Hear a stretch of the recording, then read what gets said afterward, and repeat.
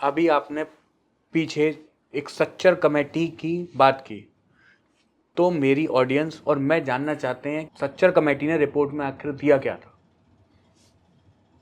सभी देशवासियों को पता होगा, और जिन लोगों को नहीं पता है मैं खोल के बता देना चाहता हूं।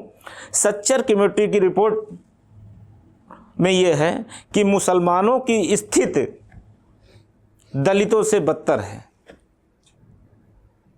तो जब पार्टियां दलितों को आगे बढ़ाने के लिए आरक्षण दिया, तो जब दलितों से बदतर मुसलमानों की स्थिति है तो मुसलमानों को भी आगे बढ़ाने के लिए आरक्षण देना चाहिए था। जब हम बराबरी पे आ जाते, आप खत्म कर देते।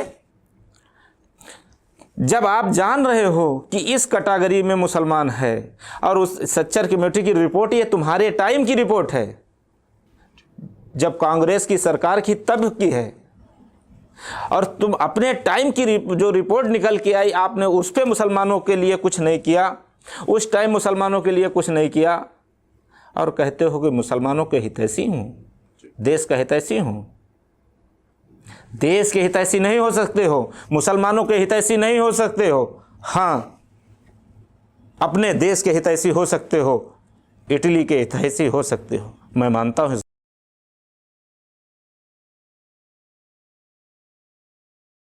लोग बाग कहाँ से कहाँ उनकी स्थिति बदल गई होगी, तो अब उस रिपोर्ट के ऊपर कैसे एक्शन लिया जा सकता है? क्योंकि आप ये तो नहीं कह सकते कि सारे मुसलमान ही अब दलितों से कमज़ोर हैं।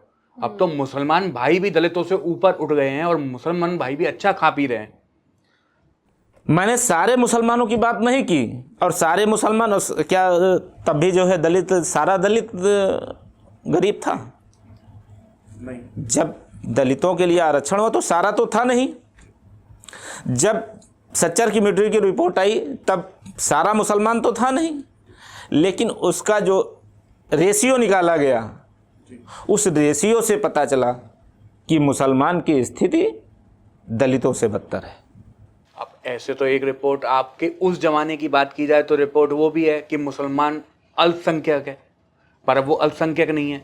पर आरक्षण तो आप लोग अल्पसंख्यक के उससे भी मांगते हैं कि मुसलमानों को अल्पसंख्यक का आरक्षण भी देना चाहिए।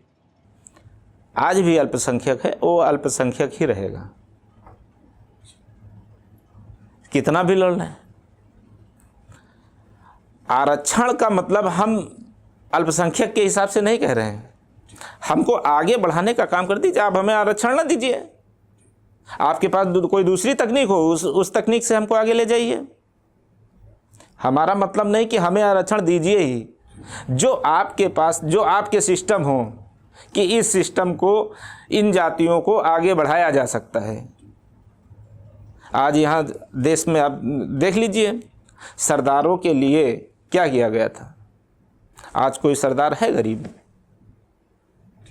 सिखों के लिए क्या किया गया, उनके लिए क्या नहीं किया गया। यहाँ उनके लिए मार्केटें बनाई गई, उनके लिए मकान दिए गए, उनके रोजगार की व्यवस्था की गई, उनको नौकरियां दी गई। इस वजह से आज सिख यहाँ पे मजबूत है, और मुसलमान दलित से बदतर है, क्योंकि मुसलमानों के लिए पर्सनली कुछ नहीं किया गया। तो अब जो आरक्षण ना दीजिए, जो सुविधा से आप जैसे भी आप आगे बढ़ाने का काम कर सकते हैं, आप आगे बढ़ाने का काम कर देते। मैंने ये उनसे नहीं कहा था कि आप आरक्षण दीजिए, जो जैसे भी उनसे हो सके आगे बढ़ा दें। बिल्कुल। तो आप भारत के भविष्य को आकार देने में मुसलमानों की कितनी भूमिका